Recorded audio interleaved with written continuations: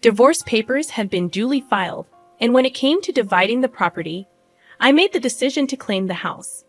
Despite my insistence, Ben dismissed any notion that he could contest it. Uttering those final words, he abruptly left the hospital room, indifferent to my pleas for him to wait and my desire for a meaningful conversation. That was how I found myself discarded, even in the midst of battling a serious illness like cancer. Loneliness enveloped me, but strangely, the negative emotions that once lingered in my heart began to dissipate. It was as if my love for Ben had evaporated. At that moment, I acknowledged that Ben, who had insulted me and consistently acted selfishly, deserved some form of retribution. I began calmly strategizing my revenge. My name is Wendy Morgan, a 50-year-old housewife living with my husband Ben. Our marriage, devoid of children, had spanned 30 years. Initially, I believed we were a supportive couple, but an irreparable rift had developed between us. In my understanding of marriage, partners should support, challenge, and complement each other. However, this was absent in our relationship. Returning from an errand, I found Ben demanding dinner immediately, oblivious to the continuous responsibilities of a housewife. Even on his days off, he prioritized his own leisure over supporting me. Over the years, Ben never extended a helping hand, regardless of how busy or unwell I was. His perception of a housewife's role seemed limited to constant labor, and he never allowed me to rest, even during illness. I had hoped for a marriage built on mutual support, but Ben's actions contradicted that ideal. The early days saw me attempting to bridge the gap, but Ben remained resolute, asserting his belief that as a housewife, I had no grounds to complain. Love had long faded, and I didn't anticipate unwavering support in everything. Still, I longed for simple kindness during challenging days. Ben's refusal to acknowledge my humanity and hardships widened the rift between us, turning our marriage joyless and meaningless. I grasped the situation more acutely than anyone else. It was during this realization that I sensed something awry with my health. While I had always been prone to illness, this time felt distinctly different. I promptly reached out to my father, who escorted me to the hospital, where I received the diagnosis of cancer. Fortunately, it was detected early, and the doctor assured me that I could commence treatment immediately. Eager to begin the healing process, I implored my father to bring only the essentials from home. Hastily, I navigated through the hospital admission procedures. Unable to meet Ben that day due to his work commitments, I conveyed the disquieting news to him through a brief message. I informed him, "Cancer has been found, and I'm being hospitalized for treatment immediately." In these moments of anxiety about the uncertain future, Ben's image crept into my thoughts. Despite my belief that my love for him had waned, a latent desire to face him properly and continue our life together as a couple lingered deep within my heart. Even though Ben had consistently been aloof and indifferent, I envisioned a scenario where, now that I was weakened, he might express concern and ask, "Are you okay?" I yearned for some warm words and would have been content with just one visit. I wondered if he struggled with meals and household chores in my absence. I felt remorse for not being able to fulfill the household duties I had always taken for granted. However, as days passed in the hospital, Ben never visited. He had read my message, and yet there was no expression of concern, not even a simple reply acknowledging the situation. His apparent indifference despite my serious illness shook me to the core, causing profound pain. Realizing the futility of my expectations, I decided to stop anticipating anything from Ben. With this newfound mindset, I faced the grueling battle against the illness. The treatment was as demanding as expected, marked by enduring pain and suffering. The medication's side effects took a toll on my body, leading to many sleepless nights filled with discomfort. There were moments when I contemplated giving up on treatment, allowing my deteriorating body to take its course and end my life. However, each time I felt this way, the encouraging words from my parents, reassuring me that I was doing great and things would surely get better, compelled me to summon strength and endure until today. Then, on a day when I was particularly unwell, lying in bed and staring blankly at the ceiling, the door to my room unexpectedly swung open. It wasn't the day for my parents to visit, and I couldn't help but wonder who had entered. The identity of the visitor became clear as I shifted my gaze and saw Ben standing there. Had he finally come to visit me, genuinely concerned about my condition? As he looked at my emaciated face with hollow cheeks, a whirlwind of emotions left me speechless. Would he come to dislike me even more? Without displaying any concern for my state, Ben sat on a chair next to the bed, stared at me, and laughed. So this is how bad one can look with cancer, huh? You don't even look like a woman anymore. His words made me feel as if the blood had drained from my face. These were words that should never be said to someone fighting cancer. I didn't want him to say anything more, but unaware of my feelings, Ben continued with even more hurtful words. Ever since you've been hospitalized and not at home, every day has been like heaven. The house is a mess, but I don't even have to go back there. Life is so comfortable without you. His heartless words reopened my wounds. Why must I be subjected to such cruel words? Why is there not a single word of concern from him? Although I wanted to vehemently criticize Ben, my weakened body couldn't move as I wished, and all I could do was silently accept his brutal words. I looked at Ben with a vacant gaze, and noticing my stare, he laughed condescendingly. Then, suddenly saying, "Oh yeah, by the way," he uttered unbelievable words. "Oh yeah, by the way, I've already filed the divorce papers. I'll be taking the house. As for the property division, you hardly have any right to refuse." The moment I heard those words, my vision blurred and twisted. Did he file the divorce papers without even consulting me? Why? As I was at a loss for words, Ben continued to speak. "I've really fallen for someone. She's 20 years younger, but I'm serious about her. I plan to be with her, so you're in the way." The realization that he was having an affair raced through my mind. However, then, having said what he wanted to, began preparing to leave. Wait a minute. Even as I said that, Ben paid no attention. There was clearly no love left for me in his heart. The realization was so painful that it didn't matter anymore. "I see. Understood." I said this, and Ben left the hospital room with a pleased laugh. After that, I endured my treatment with even more determination than before. Despite the hardships, I focused my will, resolved to completely cure my cancer and regain my health. 2 days passed like this. It might sound short, but for me, unable to sleep properly at night, those 2 days felt very long. I wondered if the divorce Ben mentioned really happened, or if he had said it just to unnerve me. The uncertainty was unbearable, but somehow I managed to continue my treatment. In fact, I had a trump card to completely bring down Ben. Even Ben, who seemed almost inhuman, would be thrown into chaos once he realized it. If panicked, he would surely try to contact me in some way. While waiting with this thought, Ben's call came in. Thinking it improper to answer in the hospital room, I pretended not to notice. But Ben persistently kept calling, even on silent mode. The continuous calls were too annoying. "I'm in the hospital room, and it's inconvenient to have my phone ringing, so please don't call." After sending this message, the calls finally stopped. But then came texts like, "Please let me talk to you just once. Please, I was wrong about everything.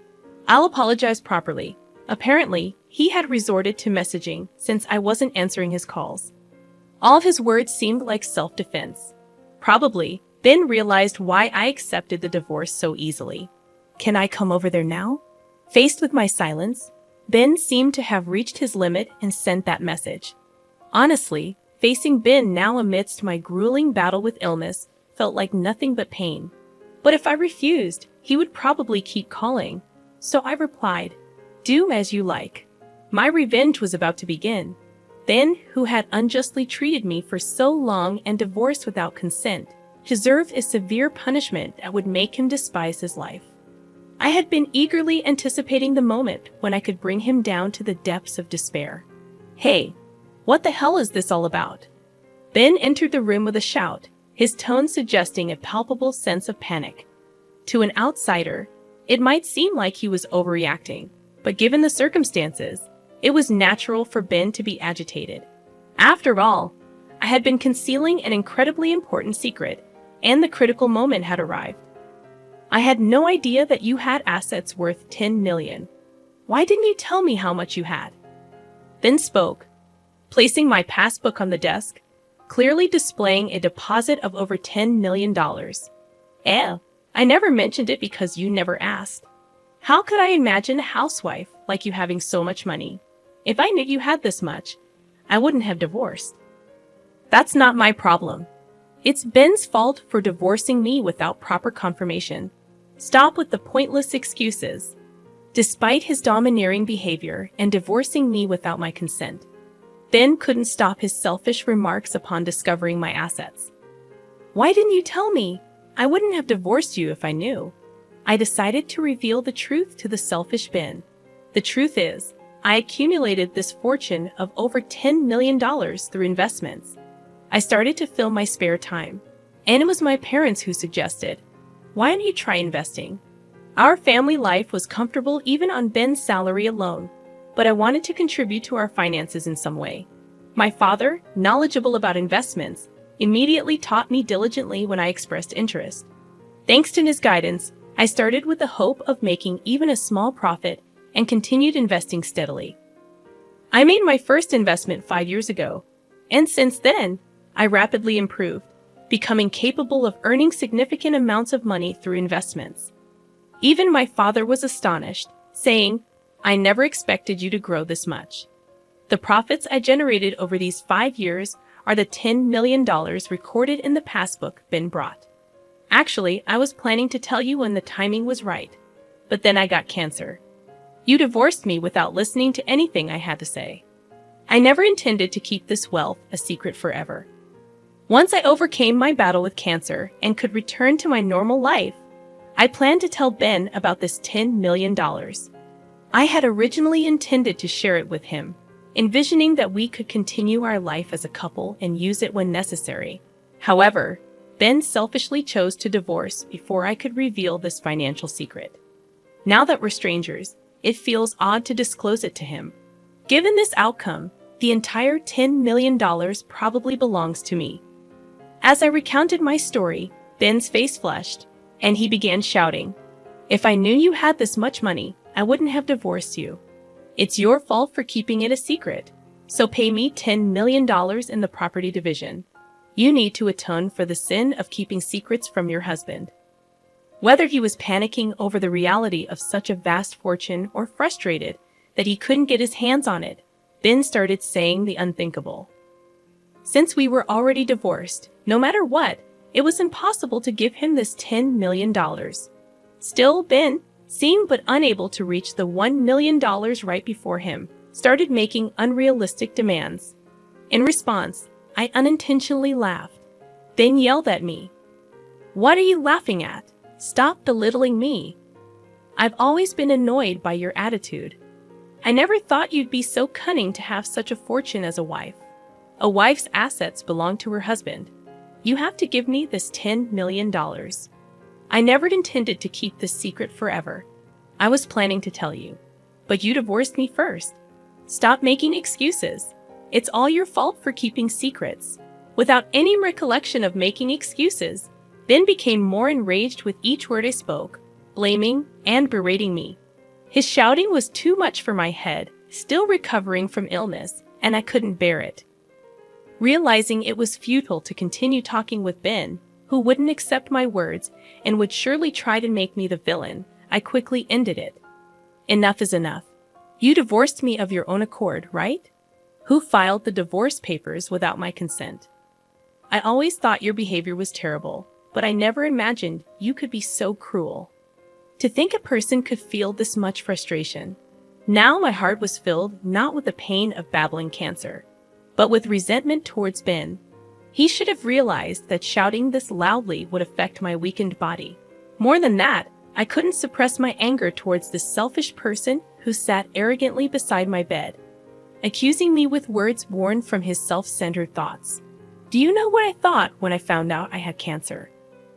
I thought that answering him might make Ben worry about me a little, be kinder to me, and reconsider his feelings. Instead, he didn't even come to visit me in the hospital. When he finally showed up, he told me he had filed for divorce without my consent and that he would take the house. How could he be so selfish and then come here criticizing me for having substantial assets? I've said it many times, I never intended to keep it a secret forever. I was planning to find the right time to tell you. You destroyed that chance with your own hands. I had never blamed Ben this much before. I had always forgiven his selfish behavior, thinking we were a couple who should support each other. I never scolded or reprimanded him, always enduring for his sake. But the reason I could endure and keep going was that I had love for Ben. I truly loved him. But now, I don't have any love left for him. All I feel is uncontrollable anger and disbelief towards Ben, who only speaks selfishly. How can someone be so self-centered? What kind of upbringing leads to such a lack of empathy?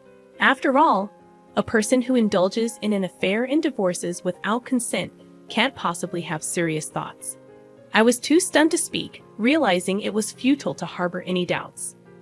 Please, my girlfriend found out you have $10 million and says she'll divorce me if I don't get it from you.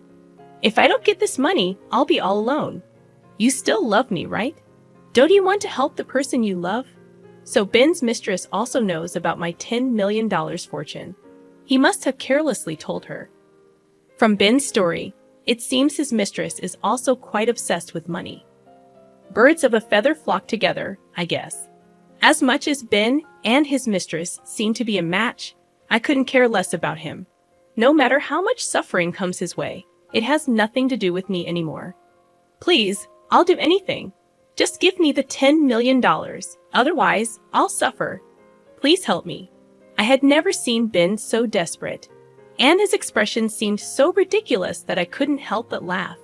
At the same time, I felt disappointed and miserable, realizing he had never been this desperate about anything related to me. The more we talked, the colder my feelings for Ben became. I realized that talking to him anymore was pointless. No more dealing with this rotten man could possibly lead to my happiness. I felt foolish for suffering and hoping during my illness that he might come and speak kindly to me one day. Oblivious to my feelings, Ben continued to plead. Please, I'm begging you. Help me. But I couldn't bear to hear his words any longer. Please leave now, I said. Ben started to plead with a look of desperation. Even that was noisy and unpleasant to me. I pressed the nurse call button, explained the situation, and asked the nurse to get rid of Ben. A security guard came and forcibly removed him from the room. Please listen to me. I need you, he shouted until the moment he was thrown out. But I no longer accepted any of his words. Afterwards, he visited the hospital many times, but the nurses, knowing the situation, never let him near my room again. According to a friend, Ben, unable to get the $10 million, disappointed his mistress and was promptly divorced. Now left alone, as for me, I continued to confront my cancer with determination and finally recovered and was discharged. The relief of overcoming my difficult battle with cancer and the newfound energy I felt were more precious than anything. Now I'm living a peaceful and relaxed life, gradually using the assets I grew through investments.